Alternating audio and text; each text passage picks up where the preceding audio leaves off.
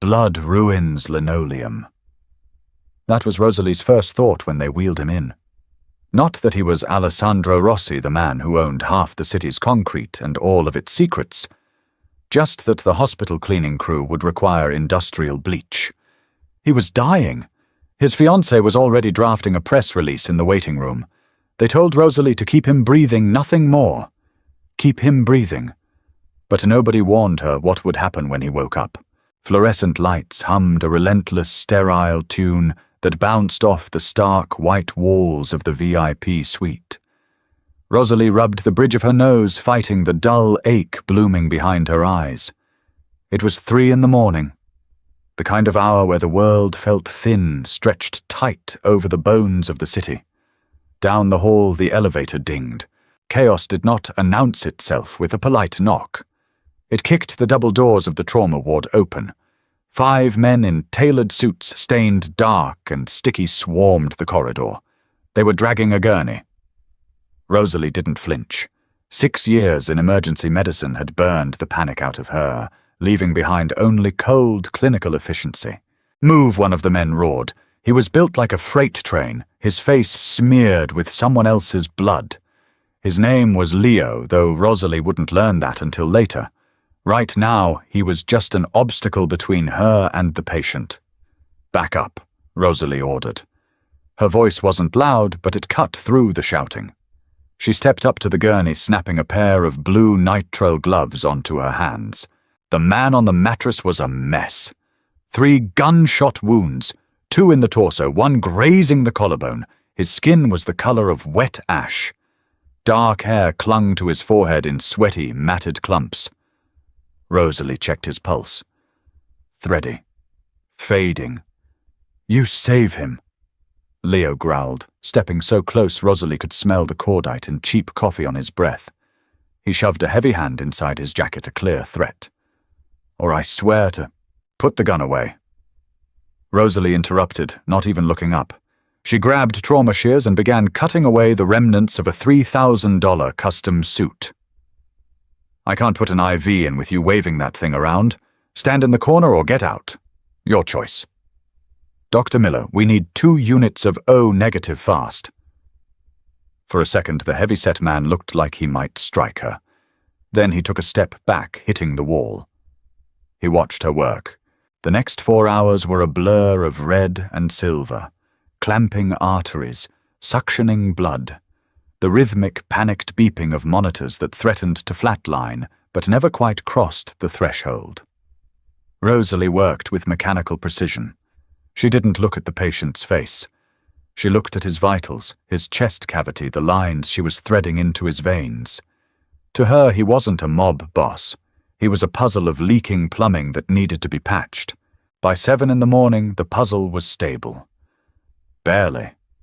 Alessandro Rossi lay in the center of the oversized hospital bed in the private penthouse suite. Tubes snaked from his arms, his chest, his throat. The ventilator breathed for him a slow, mechanical hiss that filled the quiet room. Rosalie stood at the foot of the bed, charting his vitals on the tablet. Her scrubs were ruined. Her back felt like it had been hit with a baseball bat. The door opened. The scent of heavy, expensive perfume cut through the sharp odor of iodine and bleach. Vanessa Hayes stepped into the room. She wore a silk trench coat and a pair of dark sunglasses despite being indoors. Her stilettos clicked sharply on the tile. She didn't rush to the bedside. She stopped 3 feet away, wrinkling her perfect nose. "Is he going to look like that for the wedding?" Vanessa asked. Rosalie paused, her finger hovering over the tablet screen. She looked at the woman. Then at the man with a tube down his throat, currently fighting just to circulate oxygen to his brain. "Mr. Rossi is in a medically induced coma." Rosalie stated her tone flat. He suffered massive blood loss and trauma to his internal organs. Right. Tragic Vanessa sighed, pulling out her phone. She angled it clearly, checking her reflection in the dark screen. "But the doctors said he'll live. I have a caterer holding a deposit for next month. I need to know if he'll be out of this contraption." She waved a manicured hand vaguely at the ventilator. "It's day 1, Rosalie said. She walked past Vanessa to check Alessandro's IV drip. "We're taking it hour by hour." Vanessa checked her watch. A diamond-encrusted piece that likely cost more than Rosalie would make in a decade. "Well, call my assistant if anything changes. I can't be seen hanging around a hospital looking like a widow. It's bad for the stock prices." She turned and left. The heavy wooden door clicked shut. Rosalie looked down at the man in the bed. His face scrubbed clean of the blood, and grime was sharply handsome. High cheekbones, a strong jaw currently shadowed with dark stubble. He looked entirely alone. "Tough break, buddy," Rosalie muttered, adjusting the blanket over his chest. She grabbed a warm, damp cloth and began carefully wiping a mist smear of blood from his collarbone. "You own half the city and your fiancé is worried about the catering deposit." The monitor beeped a steady rhythm. Rosalie tossed the cloth in the biohazard bin, turned off the harsh overhead lights, and sat down in the plastic chair beside his bed. The shift wasn't over. Weeks bled into one another, measured entirely by the changing out of IV bags and the subtle shifts in Alessandro Rossi's vital signs. Rosalie requested to stay on his case. Not out of any romantic fascination, the nurses at the station whispered enough about his dark, brooding looks for the entire hospital, but because she hated handing over complex cases. She knew his rhythms. She knew that his heart rate spiked slightly around 4 a.m. She knew which vein on his left arm rolled and which one held a needle perfectly. The VIP suite became a strange, quiet sanctuary. Outside the door, 2 of Leo's men stood guard 24 hours a day, looking like they wanted to break somebody's legs just for the cardio. Inside, it was just Rosalie, the steady hiss of the ventilator, and Alessandro. Eventually, the doctors took him off the vent. He was breathing on his own. The medically induced coma was lifted, but Alessandro didn't wake up. He lingered in the grey space between sleeping and waking his body, fighting a silent war to repair the damage. Rosalie fell into a routine. Every afternoon she would bring a small plastic basin of warm water and sponge him down. Hospital protocol demanded hygiene to prevent bed sores and infection. She was meticulous. She would drag a washcloth over his heavy tattooed shoulders, carefully working around the angry pink skin of his healing bullet wounds. She applied lotion to his hands to keep the skin from cracking. They were large hands, calloused at the knuckles, rough at the palms, hands that had undeniably hurt people. To keep herself awake during the long shifts, she talked to him. It was a habit she had developed years ago in the ICU. Rent went up again, Rosalie told him quietly one Tuesday, gently lifting his arm to wash underneath. "My landlord says it's market value. I told him the water heater has been broken since November, so unless the market value's cold showers, he's out of his mind." Alessandro lay still. "You probably don't worry about rent." She continued, rinsing the cloth. "You probably own the building. Actually, if you own the brick complex on 5th and Main, we need to have words." Deep in the dark, Alessandro heard her. Consciousness wasn't a sudden awakening. It was a slow, agonizing rise to the surface of a deep black ocean. For days he had been trapped in his own head. The pain was a heavy, suffocating blanket. He couldn't open his eyes, he couldn't move his tongue, but he could hear, and he could feel. He felt the agonizing throb of his chest. He felt the phantom pressure of the bullets, and he felt the hands. There were 2 sets of hands that visited him. The first set was cold. They smelled of expensive, suffocating florals. They didn't linger. They would tap against his arm, adjust the collar of his hospital gown, and retreat. With those hands came a voice that grates against his skull. "Vanessa." Did he move? "No, God, this is taking forever. Take a picture of me holding his hand, Julian. Make sure the lighting isn't washing me out." Alessandro had heard her perfectly. He heard the camera shutter click. He heard her complain about the hospital coffee. He heard her discussing a real estate acquisition with her father over the phone, pacing at the foot of his bed, entirely indifferent to his survival. It didn't surprise him. Their engagement was a merger, a strategic alignment of two powerful families. He had never expected love, but the second set of hands. They were warm, capable. They moved with a firm, confident pressure that eased the aching stiffness in his muscles. They smelled faintly of cheap vanilla soap and strong antiseptic. With those hands came a voice, grounded, cynical, tired. He listened to her complain about the cafeteria meatloaf. He listened to her explain the exact mechanics of how a chest tube works, as if he were taking a medical exam. He listened to the soft, rhythmic hum she made in the back of her throat when she was charting his vitals. She treated him like a human being, not a mob boss, not a walking bank account, just a man. "All right, Rossi," her voice floated down to him one evening. He felt the cool dampness of a washcloth wipe the sweat from his forehead. It felt like absolute heaven. "Fever's finally breaking. You're being stubborn, I'll give you that. Keep it up." He tried to open his eyes. He poured every ounce of his willpower into his eyelids, but they felt like they were glued shut with lead. He managed nothing but a slight twitch of his fingers.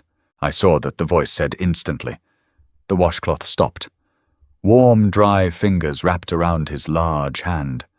A thumb rubbed gently over his knuckles. "You're in there, aren't you? Take your time. We're not going anywhere." For the first time in his violent, calculated life, Alessandro Rossi felt entirely safe. He let himself sink back into the dark, anchored by the grip on his hand. 3 days later, the tension in the room snapped. It was a Tuesday afternoon. The rain was lashing against the floor-to-ceiling windows of the VIP suite, casting long grey shadows across the linoleum.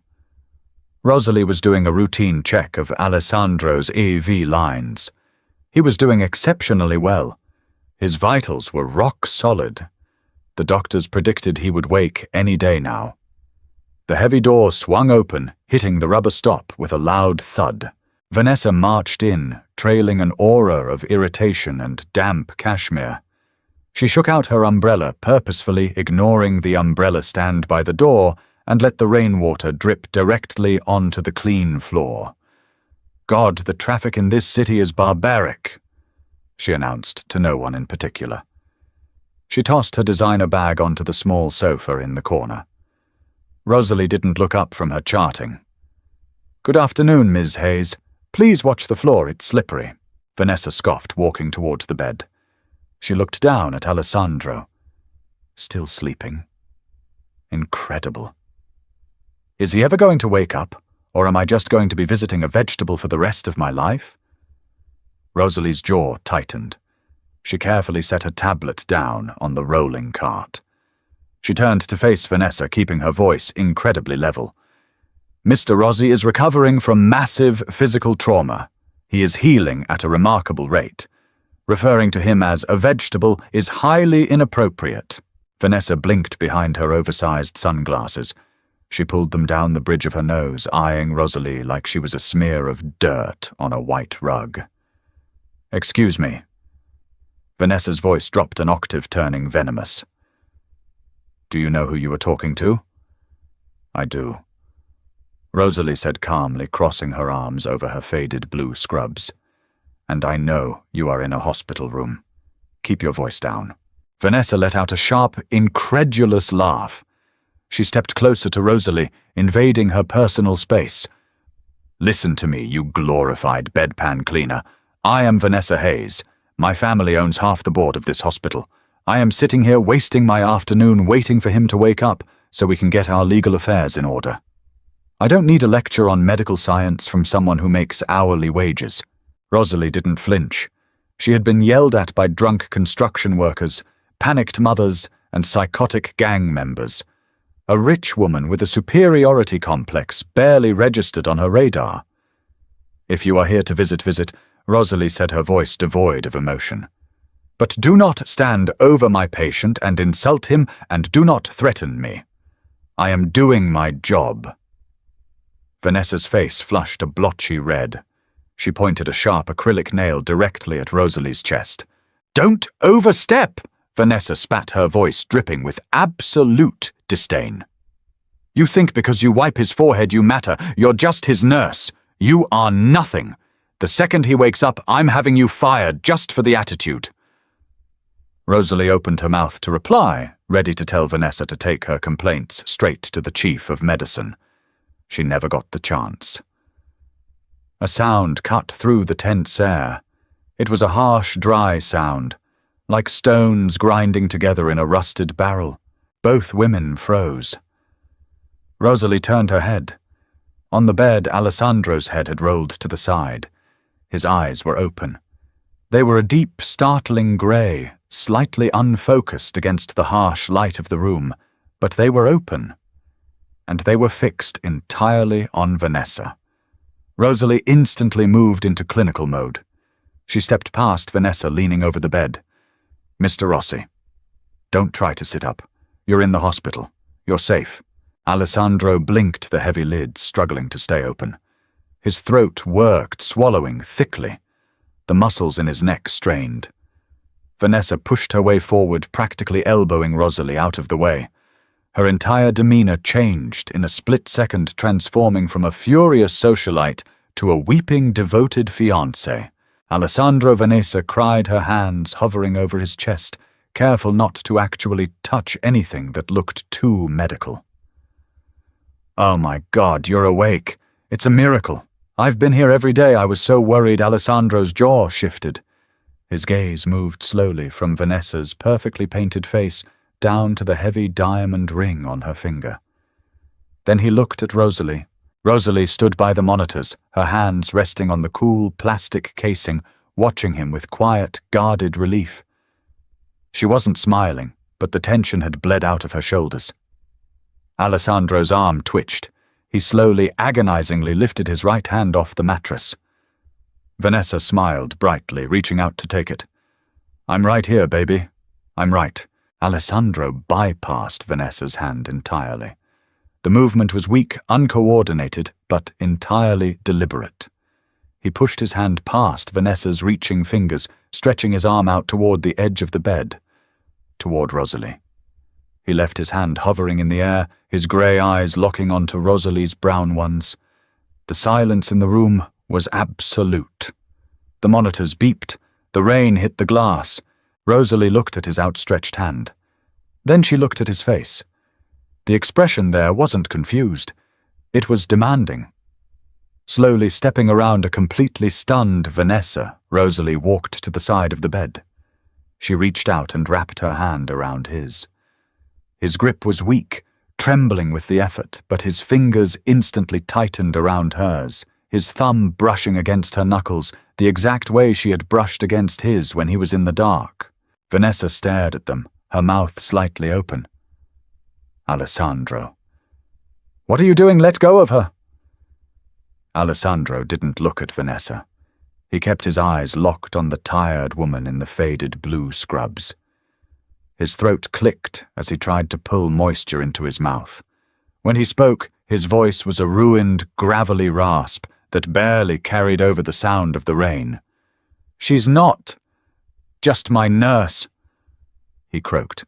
He swallowed hard, his grip on Rosalie's hand tightening just a fraction more. A small, dark smirk pulled at the corner of his cracked lips. "She's the only reason I came back." Silence hung in the room, thick and suffocating. The only sound was the rhythmic thumping of the rain against the glass and the steady artificial beep of Alessandro's heart monitor. Vanessa stood frozen. The immaculate mask of the grieving, devoted fiancé slipped, revealing something sharp and incredibly ugly underneath. The flush of humiliation crawled up her neck, staining her throat a mottled red above the collar of her cashmere coat. "Delirium," Vanessa announced. Her voice wavered high and brittle. She looked around the room as if searching for an audience to agree with her. "He's delirious. The drugs, the trauma. He doesn't know what he's saying. She stepped forward, attempting to wedge herself between Rosalie and the bed. Alessandro Sweetie let go of the nurse. You're confused. Alessandro did not let go. He lacked the physical strength to fight her off, his muscles entirely atrophied from weeks of immobility, but his grip on Rosalie's fingers remained locked. He didn't look at Vanessa. He kept his heavy, exhausted eyes fixed on Rosalie. Leo Alessandro rasped. The word was a violent scrape against his damaged vocal cords. It wasn't a shout. It didn't need to be. The heavy suite doors swung open immediately. Leo filled the door frame, his dark suit impeccable, his broad face impassive. He took one look at the scene, Alessandro awake clutching the nurse's hand, and Vanessa looking like she was about to commit murder, and stepped inside. Boss Leo said. The relief in his deep voice was palpable, though his posture remained rigidly professional. Get her out, Alessandro commanded softly, his chest heaving with the effort of stringing 3 words together. Vanessa spun around her acrylic nails, digging into the expensive leather of her purse. Excuse me, you can't be serious. Alessandro, I am your fiancé. We have a board meeting next week. My father. Out. The finality in Alessandro's voice left no room for negotiation. He closed his eyes, his breathing growing shallow and rapid. The heart monitor's tempo increased, a sharp, warning bleat cutting through the room. Leo didn't hesitate. He crossed the room in 3 long strides, stopping just short of Vanessa. He didn't touch her. He didn't have to. The sheer mass of him was an eviction notice. Ms. Hayes. Time to leave, Leo said, gesturing toward the open door. This is absurd, Vanessa hissed, grabbing her umbrella. She glared at Rosalie, her eyes narrowing into cold, venomous slits. You haven't heard the last of this. You think you've won something. You're playing a game you don't even have the buy-in for. Rosalie said nothing. She didn't rise to the bait. She simply watched as Vanessa pivoted on her designer heels and marched out of the room, her furious footsteps echoing down the hallway. Leo closed the door softly behind her. He stood at the foot of the bed, his hands clasped in front of him. Good to have you back, boss. Alessandro didn't answer. His head lolled back against the thin hospital pillow. The brief surge of adrenaline had entirely depleted his reserves. His skin, briefly flushed with anger, was returning to that terrifying ashen grey. Let go, Mr. Rossi, Rosalie said quietly. She gently tried to pry her fingers from his grip. You're spiking your heart rate. You need to calm down. He opened one eye. The grey iris was cloudy with exhaustion, but the focus was razor-sharp. You didn't flinch. I'm a trauma nurse. Flinching gets people killed. Rosalie replied successfully, detaching her hand. She immediately turned her back to him, reaching for her tablet. She needed distance. She needed the familiar clinical barrier of charts and numbers. Your blood pressure is through the roof. I'm pushing 5 milligrams of beta blockers and increasing your saline drip. She moved efficiently, uncapping a syringe and injecting it into the port of his IV line. She kept her eyes on the clear plastic tubing, pointedly ignoring the intense way he was watching her. Why didn't you leave? He asked. His voice was fading, dragged down by the heavy undertow of sleep. Rosalie paused. She looked down at him. He looked incredibly vulnerable, stripped of his suits, and his terrifying reputation reduced to a man fighting to keep his eyes open in a hospital bed. My shift isn't over for another 2 hours, she said, her tone perfectly flat. A faint ghost of a smile touched Alessandro's lips. He closed his eyes. Right, the shift. Within seconds his breathing leveled out. The tension drained from his face, replaced by the slack, heavy pull of deep sleep. Rosalie stood by the bed for a long time. She rubbed her wrist where his fingers had gripped her. The skin there felt warm. Too warm. She turned to find Leo watching her. The large man hadn't moved from the foot of the bed. He was studying her with a new, unsettling intensity. Before she had just been the hired help.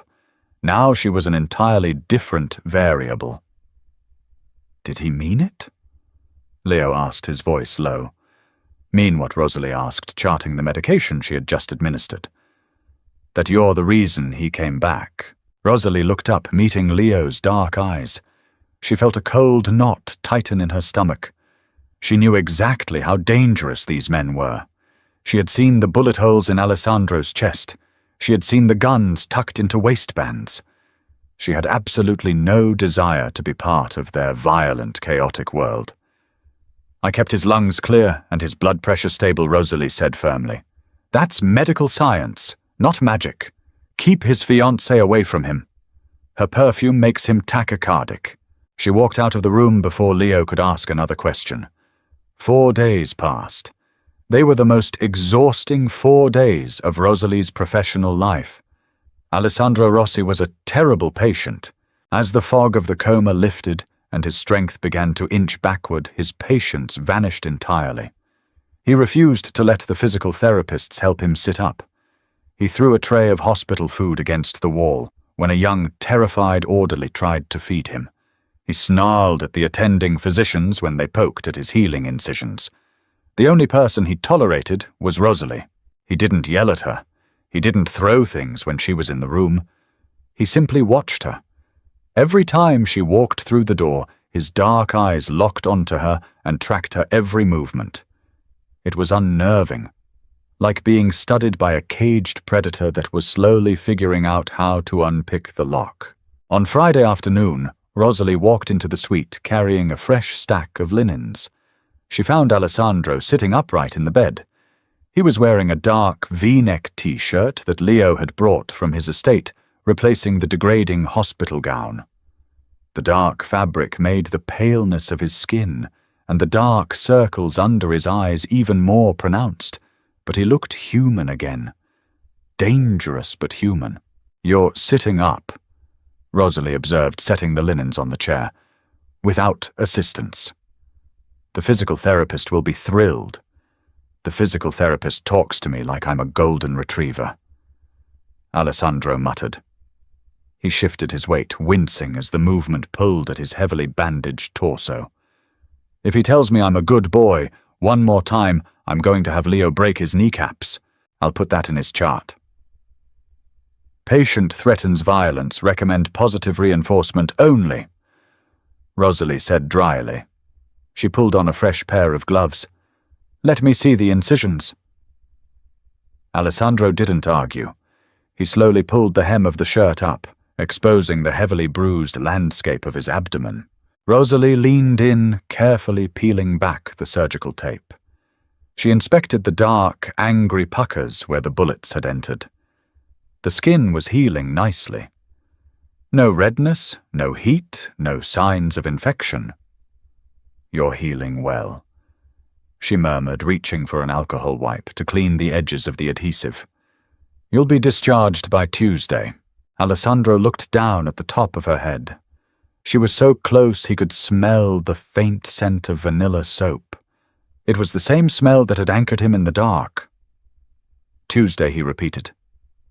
"And then what?" "And then you go home. You hire private nurses. You eat soft foods and avoid getting shot for at least 6 to 8 weeks, Rosalie said, gently pressing a fresh square of gauze over the wound. "Standard post-op instructions. My landlord says it's market value." Alessandro said quietly. Rosalie froze. Her hands stopped moving. The breath caught in her throat. She looked up, meeting his gaze. There was no confusion in his eyes, only sharp, calculating intelligence. "I told him the water heater has been broken since November." Alessandro continued, quoting her exact words from weeks ago, back to her. His voice was calm, a low, steady rumble. "Unless the market values cold showers, he's out of his mind." Rosalie slowly pulled her hands away from his chest. She stripped off her gloves, snapping the latex loudly, and tossed them into the bin. She took a step back, crossing her arms over her chest. She suddenly felt very exposed. "You heard that she said." It wasn't a question. "I heard everything Alessandro confirmed." He pulled his shirt back down, wincing slightly. "I heard about the broken water heater. I heard about your double shifts. I heard about the cafeteria meatloaf." He paused, his gaze dropping to her hands, noting the redness around her knuckles from constant hand-washing. "I heard you tell me to keep fighting when everyone else in this building had already written my obituary." Rosalie swallowed hard. Hearing is the last sense to go. It's normal for coma patients to retain auditory memory. She retreated behind her clinical shield, but Alessandro wasn't having it. "Stop being a nurse for 3 seconds and look at me," he commanded. It wasn't harsh, but it carried the weight of a man accustomed to absolute obedience. Rosalie pressed her lips together, dropping her arms. She looked at him. "I'm going home on Tuesday," Alessandro said. "I need a private nurse, someone who knows my file, someone who doesn't flinch when Leo walks into a room with blood on his cuffs, someone who treats me like a man, not a mobster." He leaned forward slightly, ignoring the pain it clearly caused him. "I want you." Rosalie stared at him. The proposition hung in the air heavy and loaded with implications she didn't want to unpack. "I have a job here," Mr. Rossi, Rosalie said smoothly. "A secure one with health insurance and a pension plan." "I'll triple your salary," Alessandro countered instantly. "I'll pay off your student loans. I'll buy the brick building on 5th and Main and let you evict the landlord yourself. You'll live on my estate. You'll have a private suite. Your only job is making sure I don't bleed to death." Rosalie let out a short, cynical laugh. "You make it sound like a vacation. You're Alessandro Rossi. Your house is probably a fortress guarded by men with automatic weapons. You just had 3 bullets pulled out of your chest. Working for you isn't private nursing. It's entering a war zone. It's safe," Alessandro said, his voice hardening slightly. "Nobody touches you. I give you my word." "Your word," Rosalie repeated, shaking her head. "Forgive me, but the word of a crime boss doesn't exactly hold up in a court of law.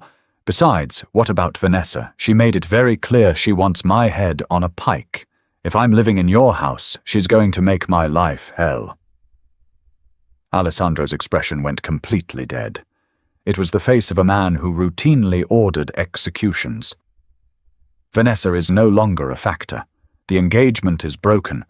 Her family has been notified. Rosalie blinked, genuinely surprised.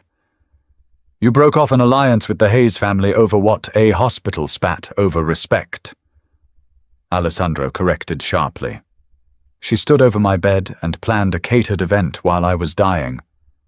You wiped the blood off my face. "Loyalty is the only currency I trade in, Rosalie, and hers is counterfeit." He reached out his large, rough hand resting open on the edge of the mattress. "An invitation, not a demand. I need you," Alessandro said. The vulnerability in his voice was raw, startlingly honest for a man built on intimidation. "I don't trust anyone else. 3 months. Get me back on my feet. If you want to leave after that, you walk away a very rich woman. No strings."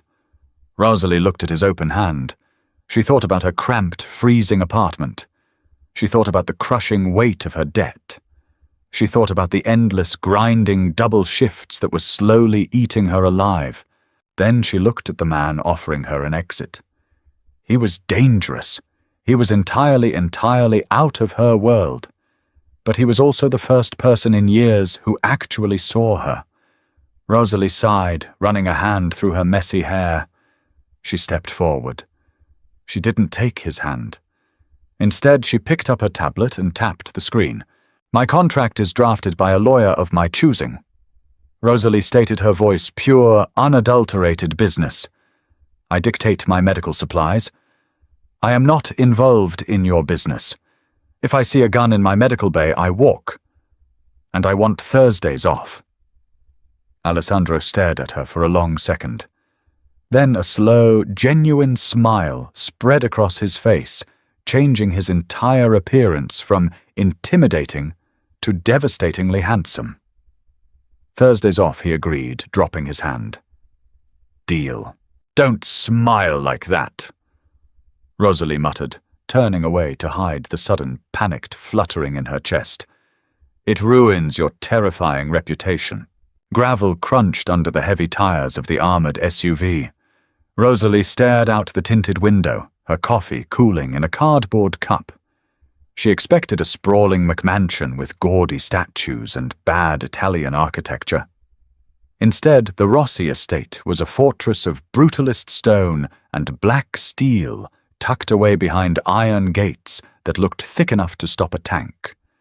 Cameras tracked their approach with silent robotic precision.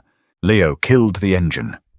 He didn't wait for a driver to open the door, he simply got out and walked around to Rosalie's side.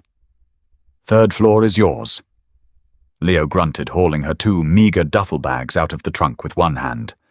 "Kitchen is on the first. Gym and pool in the basement." "Don't go in the basement. Boss's room is on the 2nd floor, east wing. Your medical bay is right next to it." Medical bay. Rosalie repeated, grabbing her own heavy black medical case. He actually built one. He made a few calls, Leo said, leading the way up the wide stone steps.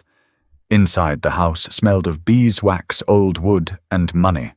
It was shockingly quiet. A few men in dark suits nodded to Leo as they passed through the grand foyer, their eyes sliding over Rosalie with professional indifference. They didn't leer. They didn't question her presence. Alessandro had clearly issued orders. Rosalie followed Leo up the sweeping staircase to the 2nd floor. He pushed open a set of double oak doors, revealing a space that made Rosalie stop in her tracks.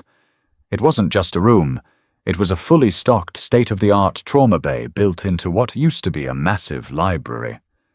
A hospital bed sat in the center. Oxygen lines were built directly into the wall.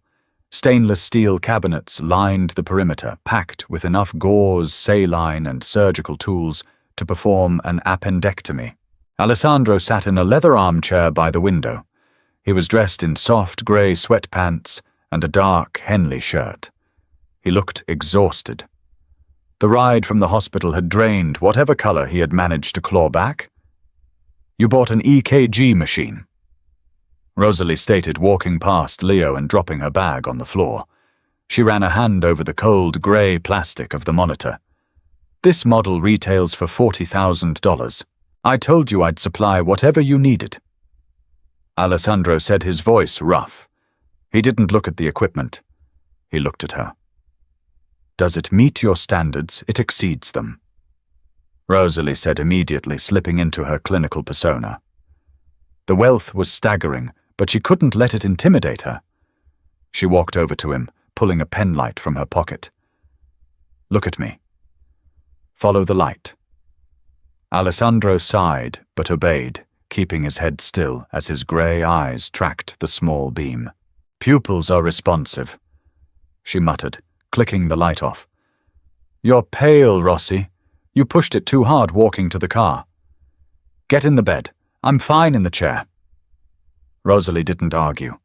She simply unzipped her black case, pulled out a blood pressure cuff, and wrapped it securely around his thick bicep. She pumped it up, watching the gauge drop. 90/60, she read. She unvelcroed the cuff with a sharp, tearing sound. "You're hypotensive.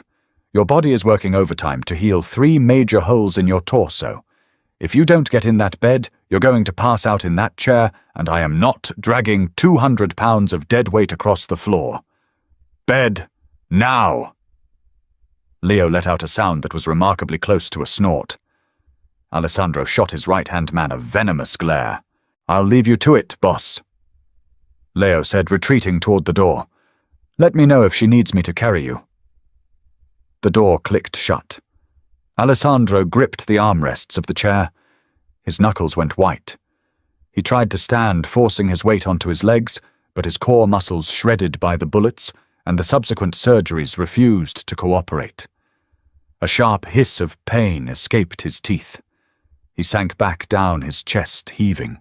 Frustration radiated off him in waves. This was a man who commanded hundreds of people, who moved millions of dollars with a phone call utterly defeated by gravity and his own biology. Rosalie watched him. She didn't offer pity. Pity was useless to a man like Alessandro Rossi. Instead, she stepped directly into his space.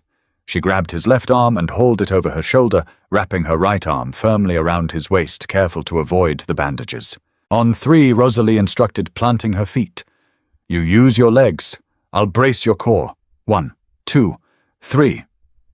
They moved together. Alessandro bit back a groan as he forced himself upward. Rosalie absorbed his weight, her sneakers squeaking slightly against the hardwood floor. He was heavy, solid muscle and dense bone, smelling sharply of expensive soap and lingering adrenaline. They took 3 agonizingly slow steps toward the bed. With a final pivot, Rosalie lowered him onto the mattress. Alessandro fell back against the pillows, breathing hard, staring up at the vaulted ceiling. A fine sheen of sweat covered his forehead. "Humiliating," he muttered, closing his eyes. "It's physiology." Rosalie countered, pulling a light blanket over his legs. She grabbed a damp cloth from a tray she had prepared and tossed it onto his chest. "Wipe your face. You lost significant blood volume. Your muscles atrophied. Healing isn't a failure of willpower. It's a biological process that takes time. Stop fighting it or I will sedate you." Alessandro opened his eyes, wiping the cold cloth over his face. He caught her wrist as she reached for his IV port. His grip was weak, but his skin was warm against hers. "You don't pull punches, do you, Rosalie?" he asked quietly. "You didn't hire me to coddle you?"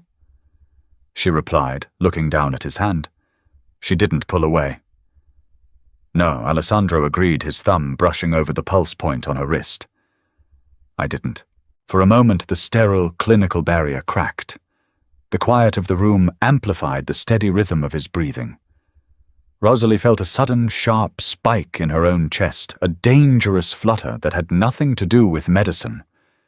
She firmly detached her wrist from his grip and took a step back, busying herself with sorting the syringes on the counter. "Rest, Rossi," she ordered, her voice slightly tighter than usual. "I'm taking the room next door. Call the buzzer if you need anything. Don't try to walk." "Yes, ma'am," he murmured, the faint edge of a smirk touching his lips as his eyes drifted shut. Rain washed the estate in a cold, relentless grey, 2 weeks into Rosalie's contract. The routine had settled into a comfortable, albeit demanding, rhythm. Alessandro was healing. The colour had returned to his face, and the sharp, calculating edge of his mind was fully operational.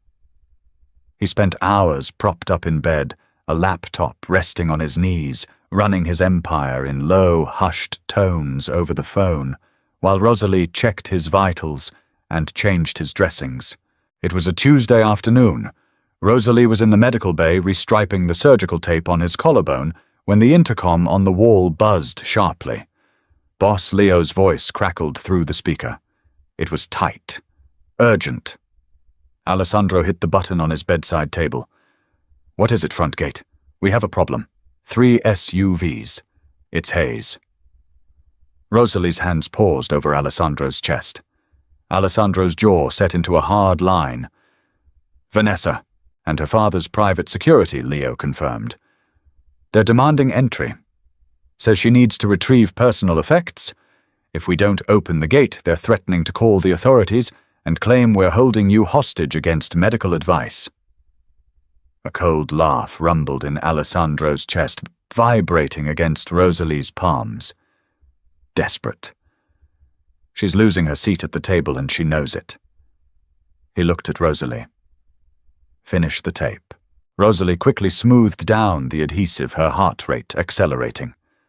"You can't see her. Your blood pressure finally stabilized this week. Conflict will spike it." "I'm not a fragile antique," Rosalie, Alessandro said, pushing the laptop off his legs. He swung his feet over the edge of the bed. "Bring her to the main study, Leo. Just her. The security stays in the rain. If they try the gate, shoot out their tires. Copy that." The intercom went dead. Alessandro stood up. He was still wearing sweatpants, but he pulled a dark, tailored dress shirt off a nearby chair and began shrugging it on. He winced as the fabric pulled across his healing back. "You shouldn't be walking down the stairs," Rosalie warned, grabbing her stethoscope out of habit. "Then walk with me," Alessandro replied, leaving the shirt unbuttoned. He looked at her, his grey eyes flat and dangerous. "I want my nurse present to ensure my heart rate remains perfectly stable." Rosalie knew better than to argue when he used that tone. She followed him out of the medical bay and down the grand staircase. He moved slowly, hiding the stiffness in his core with sheer willpower. The main study was a cavernous room filled with leather-bound books and a massive mahogany desk. A fire crackled in the hearth, doing little to chase away the chill when the double doors opened. Vanessa Hayes stepped inside.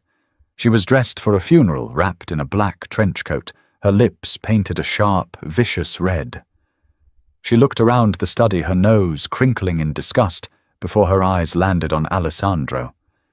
Then they flicked to Rosalie, standing quietly beside him. "I see the hired help is still clinging to the upholstery." Vanessa sneered, stepping closer to the desk. She didn't look like a grieving fiancé anymore. She looked like a corporate shark, sensing blood in the water. "Why are you here?" Vanessa Alessandro asked. He didn't offer her a seat. He leaned his hip against the heavy wood of the desk, crossing his arms carefully. "My father is furious, Alessandro," she snapped. "You don't just break an engagement with the Hayes family through a proxy lawyer. It's bad for the optics. It's bad for the supply lines. The board is threatening to pull the waterfront contracts." "Let them," Alessandro said smoothly. "I own the docks. They own the ships. They can let their cargo rot in international waters, or they can pay my new tariffs. The alliance is dead." Vanessa's face flushed. She took another step forward, her composure cracking. "You're throwing away $1 billion merger because you're having a midlife crisis, because you survived a hit and suddenly want to play house with the woman who changes your bedpans." She pointed a shaking finger at Rosalie. "Look at her. She's nothing. She doesn't belong in this world. She doesn't understand the rules. She's going to get you killed." Rosalie stood completely still. She felt the heavy, intimidating weight of the room pressing down on her. Vanessa was right about one thing: Rosalie didn't belong here. But the instinct to run the survival mechanism that had guided her out of bad neighborhoods and away from violent patients was entirely silent. Before Rosalie could formulate a clinical detached response, Alessandro moved. He didn't limp. He didn't wince. He crossed the 3 feet separating him from Vanessa with the terrifying speed of a striking snake. He didn't touch her. He didn't need to. He simply towered over her, invading her space until she was forced to take a clumsy step backward in her high heels. "You speak to her again, you look at her again, and I will personally ensure your father's ships sink before they ever see my docks." Alessandro's voice was a low, lethal whisper that echoed in the quiet study. Vanessa swallowed hard, genuine fear finally breaking through her anger. "She is not just my nurse." Alessandro continued the gravel in his voice, scraping against the tension in the room. He didn't look back at Rosalie, but he reached his hand behind him, an open, demanding request. Rosalie looked at his hand. The calluses, the faint scars, the absolute certainty in the gesture. She stepped forward and placed her hand in his. His fingers immediately closed around hers, a warm, unbreakable grip. "She is under my protection," Alessandro told Vanessa, his eyes dark and merciless, "which means she is untouchable. If your father has a problem with the contracts, tell him to send his lawyers. If you ever show up at my gate again, Leo won't bother asking for permission to handle it." He dropped his chin, a clear dismissal. "Get out." Vanessa looked from Alessandro's cold face to their joined hands. Her jaw trembled with suppressed rage, but the fight had been drained out of her. She spun around the hem of her black coat, whipping sharply, and stormed out of the study. The heavy oak doors slammed shut behind her. The silence rushed back in, broken only by the crackle of the fire. Alessandro didn't let go of Rosalie's hand. He let out a long, slow breath, his shoulders dropping a fraction of an inch. The sudden burst of adrenaline was already fading, replaced by the heavy, pulling ache of his healing wounds. "Your blood pressure is definitely spiked," Rosalie said quietly, breaking the silence. Alessandro turned his head to look at her. The lethal, terrifying boss was gone, replaced by the man who had anchored himself to her voice in the dark. "I told you," Alessandro said, his thumb brushing against her knuckles. "Nobody touches you. I give you my word."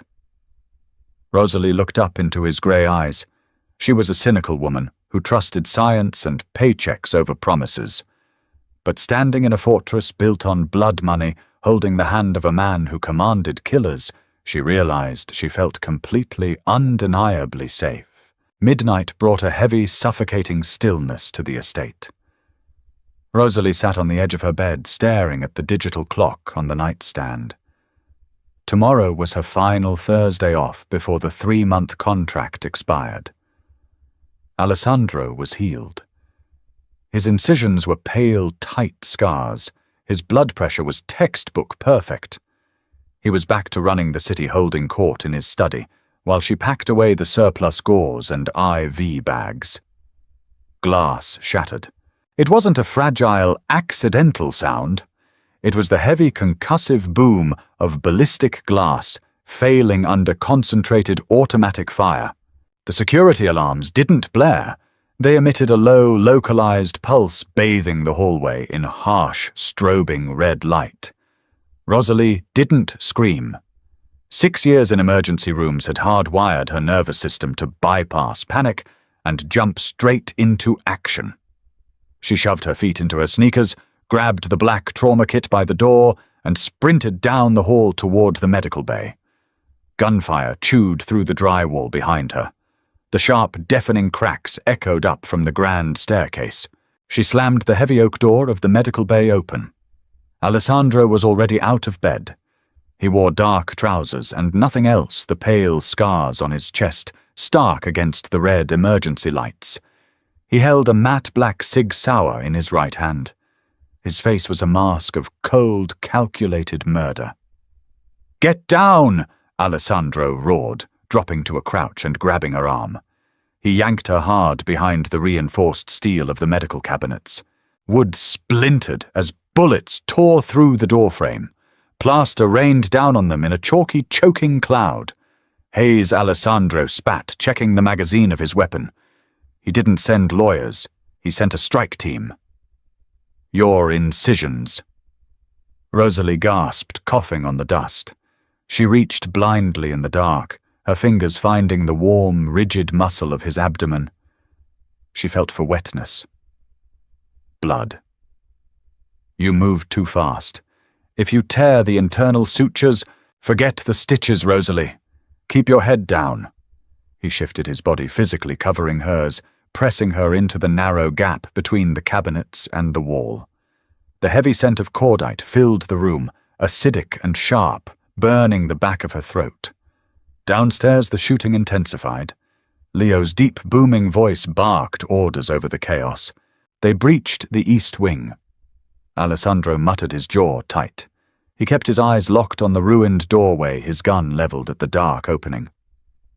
They know exactly where this room is. Vanessa gave them the blueprints. Rosalie's hands were shaking.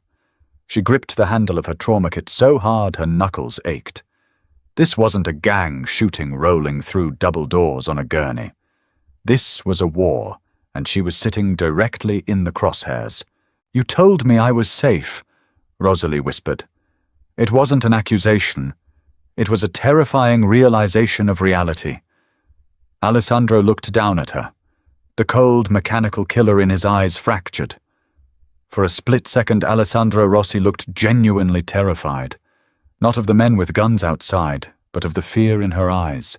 "You are—" he vowed, his voice a low, gravelly scrape against the gunfire. He shifted his weight, wincing sharply, as his healing core protested the violent movement. "I am not letting you die in this house." Footsteps crunched on the plaster just outside the door. Heavy, tactical boots. Alessandro didn't hesitate. He leaned around the steel cabinet and fired 3 times in rapid, deafening succession. A heavy thud echoed in the hallway, a body hitting the hardwood. Silence stretched thick and agonizing, broken only by the ringing in Rosalie's ears. Then the low hum of the estate's intercom crackled to life. "Boss." Leo's voice was breathless, heavy with adrenaline. "East wing is clear. Front gate is secured. We have 3 casualties on our side, non-fatal. Hayes's men are dead. All of them." Alessandro lowered the gun. He let his head fall back against the steel cabinet, his chest heaving. The red emergency lights flickered, casting long, violent shadows across his scarred torso. He didn't stand up to survey his victory. He didn't check his phone. He dropped the gun onto the floor, turned entirely toward Rosalie, and grabbed her face with both hands. His palms were rough, smeared with white plaster dust. "Are you hit?" He demanded, his thumbs frantically sweeping over her cheekbones, checking for blood. "Rosalie, talk to me." "No." She breathed, her hands coming up to grip his wrists. His pulse was hammering violently against her fingertips. "I'm fine. Let me check your chest. I don't care about my chest." He pulled her closer, his forehead resting against hers. His breath was ragged, warm against her skin. "I dragged you into a war zone. You were right. You were right on day 1. Rosalie closed her eyes. The adrenaline crash was starting, making her limbs feel like lead. But holding on to him in the dark, surrounded by the wreckage of a multi-million-dollar fortress, she realized something profound.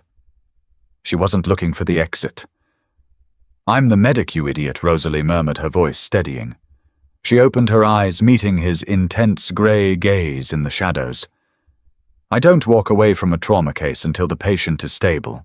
Alessandro stared at her, his hands still framing her face. The air between them shifted, heavy and electric entirely, ignoring the corpses lying in the hallway. "I am never going to be stable, Rosalie," he whispered brutally. "This is my life. It is ugly. It is violent. And I am entirely selfish, because knowing what I am, I still don't want you to leave." He didn't wait for her to answer. The emergency lights clicked off, plunging the room into absolute darkness, and Alessandro kissed her. It wasn't a gentle, romantic Hollywood kiss. It was desperate, hard, driven by the primal, intoxicating rush of surviving. Rosalie's hands abandoned his wrists, sliding up his bare chest, her fingers curling into the heavy muscles of his shoulders. He tasted like dust and dark coffee. He pulled her against him, ignoring the warning pull of his own scars, anchoring himself to the only real thing in a world built on lies. For the first time in her life, Rosalie didn't flinch away from the danger. She pulled it closer. Morning sunlight felt entirely out of place, pouring through the shattered windows of the estate. It had been 4 days since the attack. The cleanup was brutally efficient. The contractors replaced the glass, the blood was scrubbed from the hardwood, and Hayes, according to a brief, icy phone call Alessandro took in his study, had suffered a sudden fatal heart attack while vacationing in Europe.